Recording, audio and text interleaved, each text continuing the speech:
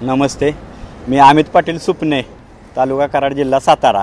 ते मध्यंतरी एक सांगायचं होतं, म्हणजे आम्ही पण आशा भरपूर लावून बसलेलो पुष्यगावसाठी या बैलाच्या, पण आजारात गेलं. पण त्यावेळी आपण सांगतो की ह्या बैलावर, म्हणजे आजपर्यंत सांगितलं तेवढी बैल आपले राहिलेत.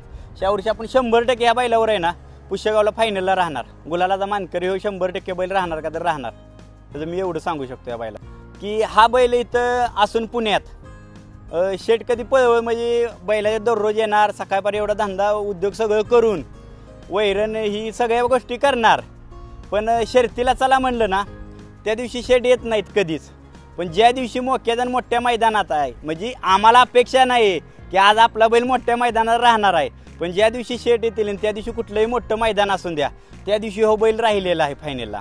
हा म्हैसूरी बैल आहे ना, जेवढा शिस्त लावल तेवढा लागतो.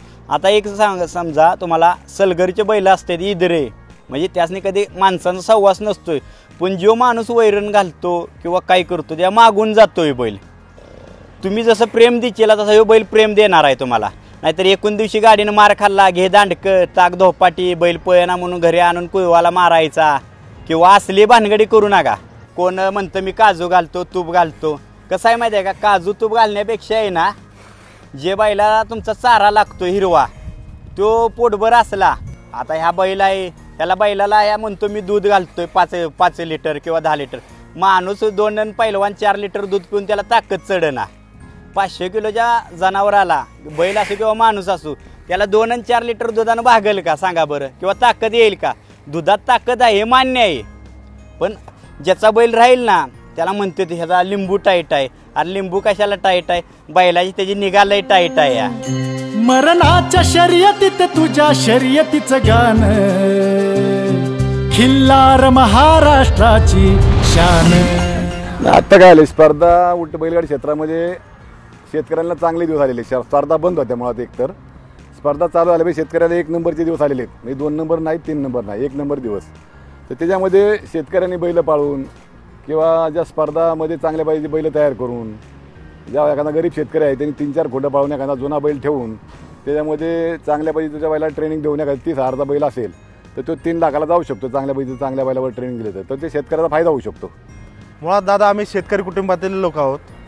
कुस्ती आणि बैलगाडा शर्यत हे आमचे पारंपरिक आणि पहिल्यापासूनचे खानदानी छंद असलेल्या या गोष्टी आहेत.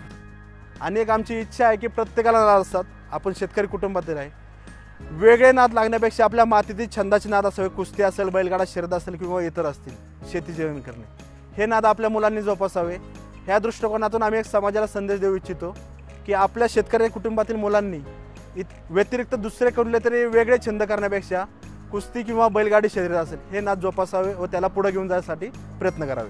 ज्यावेळेस वेळ मिळेल, जर एक विरंगुक म्हणा नाहीतर एक मनापासूनचा जो छंद जोपासण्याचं काम केलं हे बैलगाडी क्षेत्र आहे. आणि दुसरा छंद म्हणजे कुस्ती क्षेत्र आहे. कितीही ट्रेस असू द्या, कितीही काही गोष्टी असू द्या, जर रिलॅक्स व्हायचे, माइंड रिफ्रेश व्हायचे तर नक्की गोट्यामध्ये आणि लाल मातीच्या आखाड्यामध्ये जाणे हा सर्वात मोठा प्लस पॉईंट. मी संपूर्ण महाराष्ट्राला एक आवर्जून सांगतो की घरात पैलवान आणि दारात खिल्लार असा एक पाहिजेच. मरणाच्या शर्यतीत तुझ्या शर्यतीचं गाण, खिल्लार महाराष्ट्राची शान. खिल्लार महाराष्ट्राची शान, खिल्लार महाराष्ट्राची शान.